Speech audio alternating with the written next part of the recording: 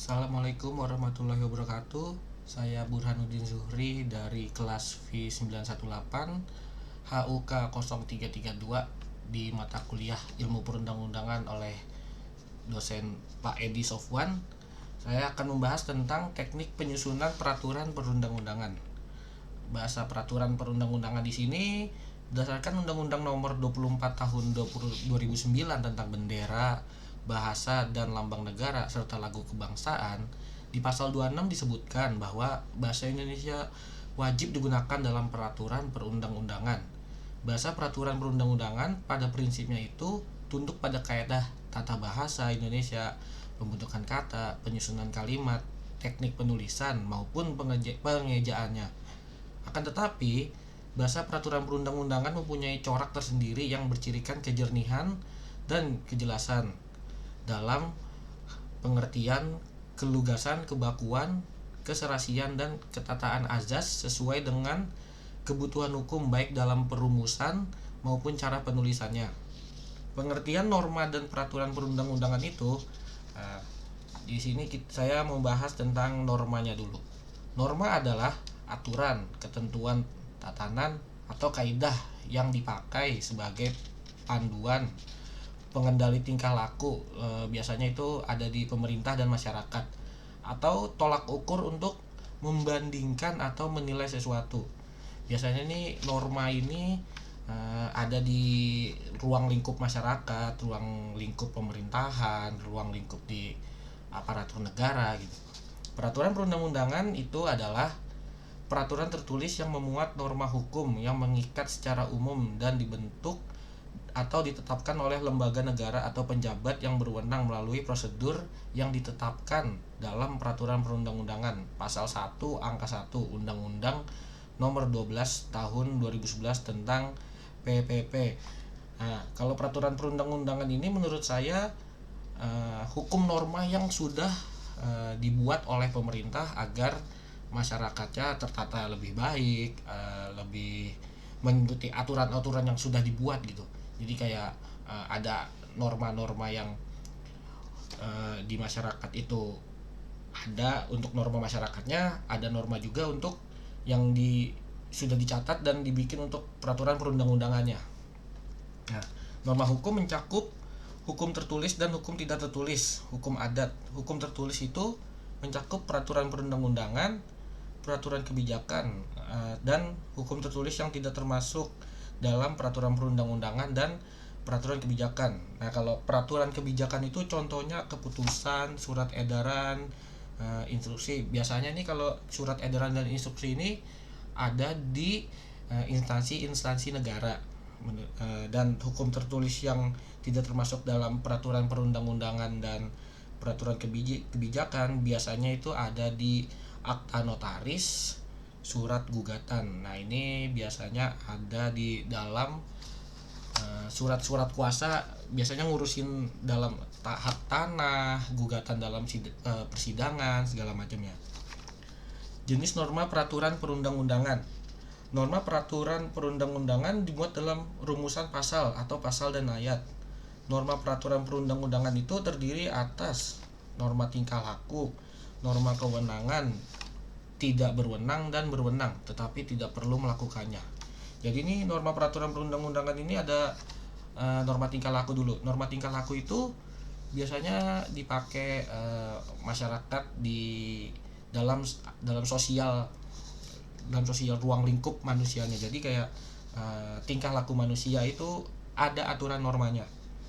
Norma kewenangan, norma tidak berwenang dan berwenang. Jadi itu kalau norma berwenang dan kewenangan, norma berwenang dan tidak berwenang itu biasanya kayak dalam kasus misalnya ada tilang nih, polisi berhak untuk menanyakan ada surat atau tidak. Itu norma berwenang soalnya sudah diatur dalam peraturan perundang-undangan gitu. Norma kewenangan ini diperuntukkan bagi lembaga negara atau penjabat tertentu dalam penyelenggaraan pemerintah negara. Norma kewenangan ada yang dirumuskan secara eksplisit menggunakan kata berwenang, ada juga yang mengkombinasikannya dengan pemberian tugas, sehingga rumusannya mempunyai tugas dan wewenang yang tergambar pada tindakan yang dilakukan pada pasal 12 dan sampai 15 Undang-Undang Dasar Negara Republik Indonesia tahun 1945. Misalnya contoh nih, norma kewenangan ini ada kepala daerah yang mempunyai tugas dan wewenang untuk mengurusi wilayah kabupaten tersebut, atau presiden mengangkat duta dan konsul. Nah, itu juga termasuk dalam norma kewenangan. Menteri dapat menolak permohonan izin usaha di bidang pengangkutan, berwenang tapi tidak melakukannya. Kalau ini kan menolak permohonan izin usaha bidang pengangkutan, bisa juga dalam mengurusi izin-izin pembangunan biasanya. Lalu norma penetapan, kapan mulai berlakunya suatu perundang-undangan, penentuan tempat kedudukan suatu lembaga tersebut. Jadi kayak undang-undang ini mulai berlaku pada tanggal yang sudah disahkan. Jadi kayak misalnya ada undang-undang tentang norma-norma kemasyarakatan yang sudah disahkan, lalu pemerintah berhak untuk melakukan dan menjalankan norma tersebut gitu. Nah, lanjut nih. Perumusan norma berdasarkan ketentuan bahasa peraturan perundang-undangan. Perumusan norma dalam peraturan perundang-undangan pada dasarnya tunduk dalam kaidah bahasa Indonesia, tetapi dalam hal tertentu tidak harus mengikuti kaidah tersebut, karena dalam perumusan norma peraturan perundang-undangan terikat pada ketentuan teknik penyusunan peraturan perundang-undangan yang mempunyai istilah atau ciri atau terminologi tersendiri. Dapat dilihat dalam petunjuk nomor 243 sampai 284 Undang-Undang nomor 12 tahun 2011. Nah, perumusan norma peraturan perundang-undangan pada dasarnya berbeda dalam hal untuk konsistensi ketentuan umum. Ketentuan umum itu yang memuat definisi atau batasan pengertian, singkatan atau akronim, hal-hal yang mencerminkan azas, maksud dan tujuan, materi yang diatur, atau penjelasan yang meliputi penjelasan umum, norma penetapan. Norma tingkah laku.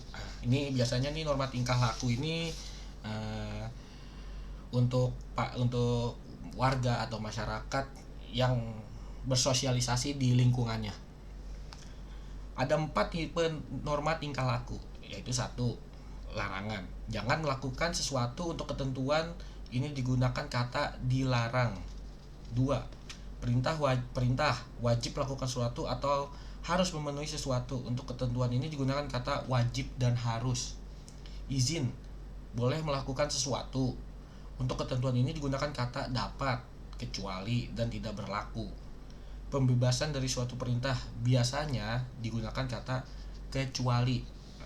Ini ada tanda kurungan nih. Apabila dirumuskan dalam pasal tanpa ayat atau dalam hal apabila dirumuskan dalam pasal yang memiliki ayat. Nah, ini ada satu-satu kita bahas dulu nih. Larangan. Jangan melakukan sesuatu. Untuk ketentuan ini digunakan kata dilarang. Karena ini membahas tentang norma tingkah laku masyarakat gitu ya.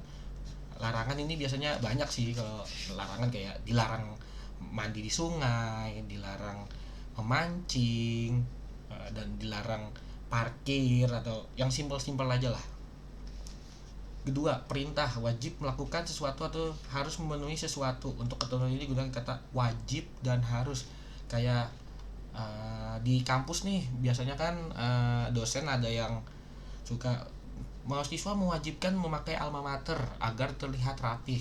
Nah, itu harus dilakukan.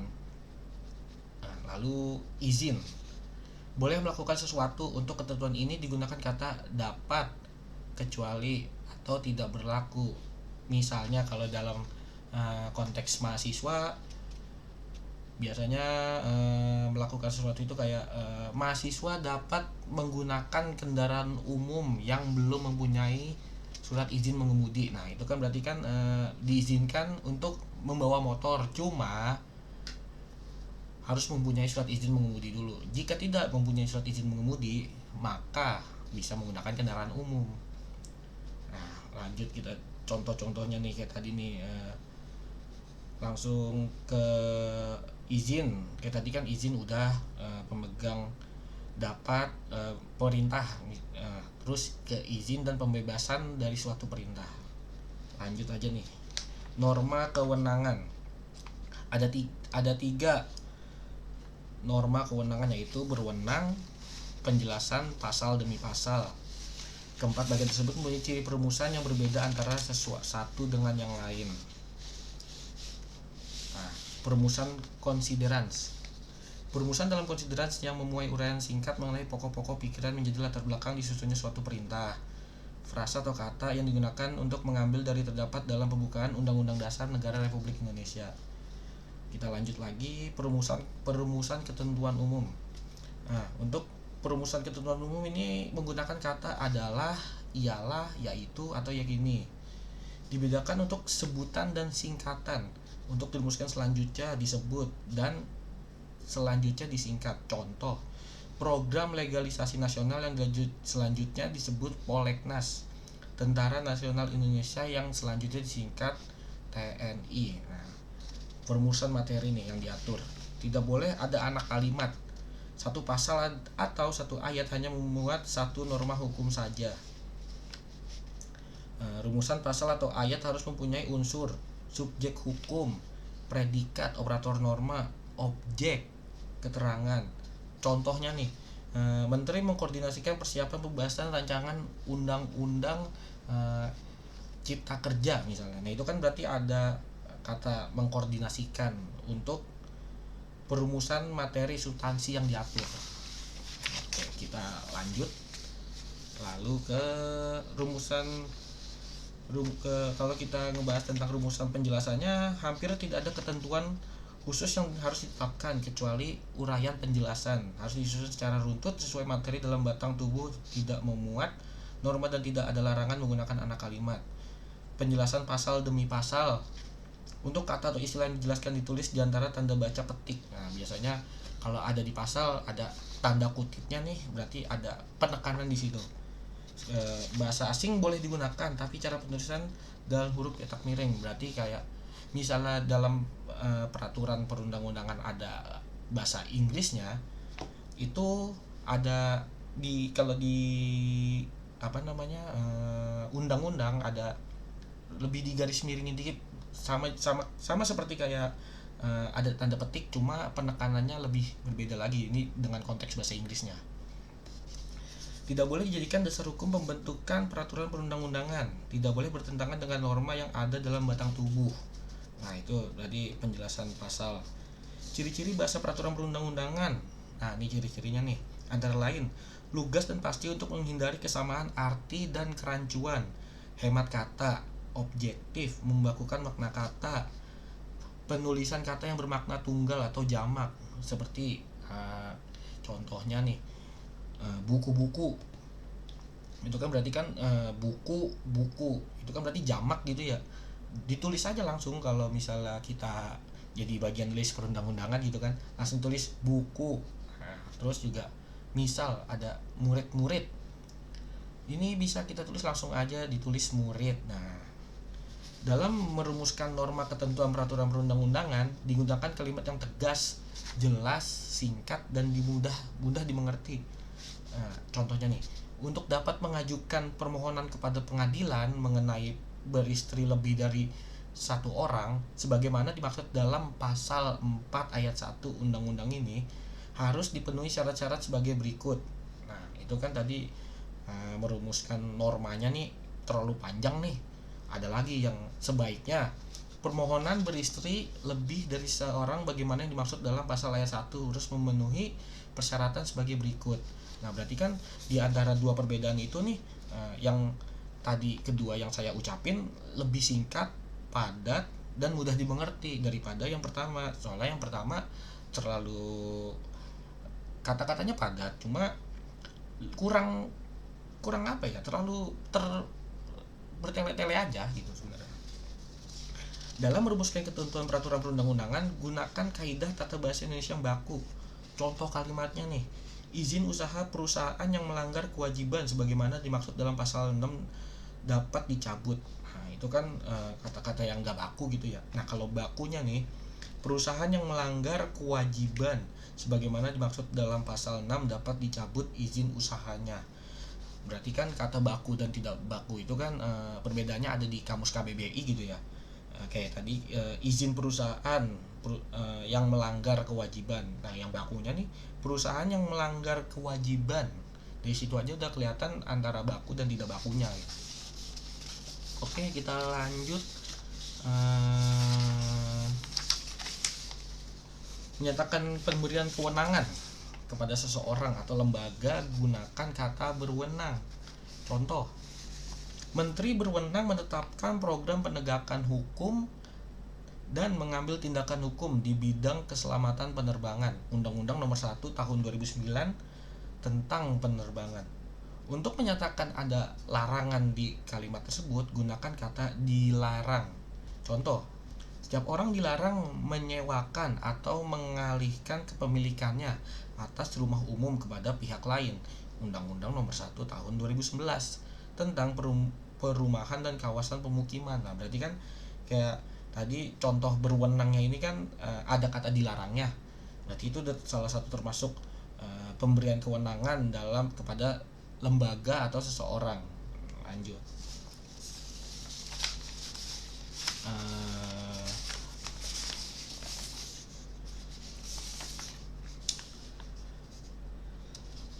Ada juga menyatakan sifat kumulatif, alternatif, dan alternatif menyatakan sifat gunakan kata dan.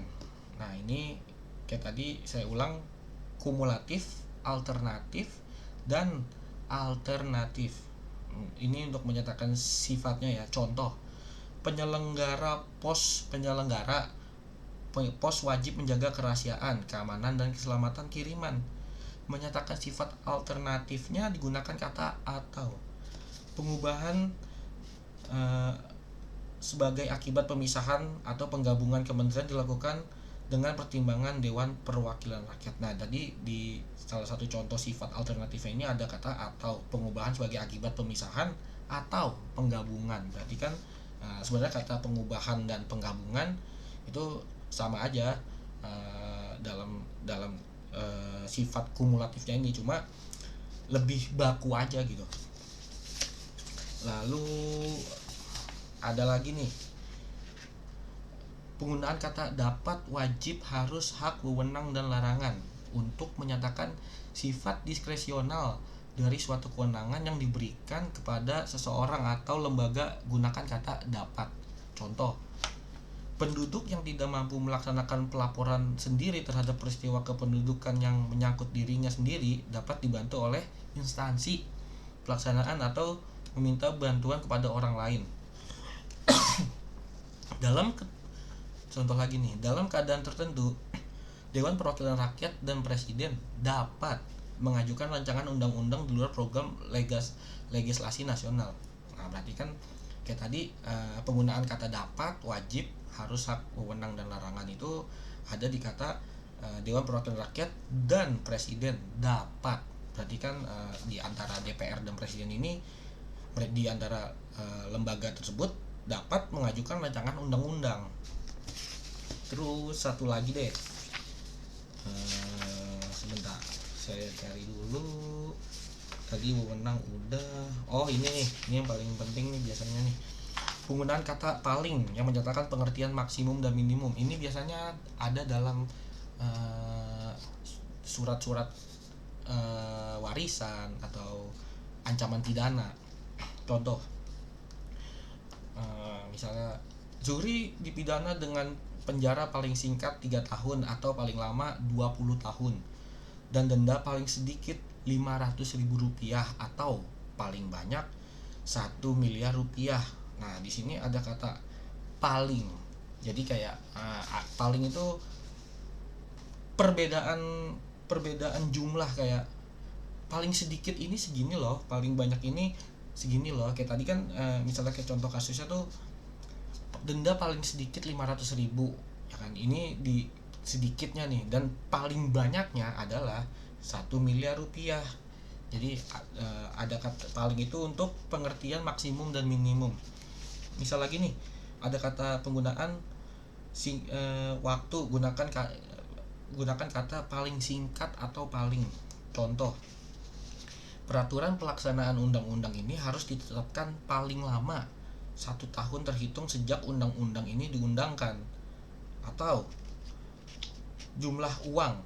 Nah, gunakan kata paling sedikit atau paling banyak. Ya tadi kan masalah di pidana ada paling sedikit paling banyak. Terus contoh sebelumnya, peraturan pelaksanaan undang-undang ini harus ditetapkan paling lama. Itu berarti kata paling itu untuk singkat dan paling lama. Nah, segitu saja dari saya, Burhanuddin Zuhri, untuk tugas mata kuliah ilmu perundang-undangan dengan nomor NIM 181010201395. Izin undur diri. Terima kasih banyak untuk Pak Edi Sofwan.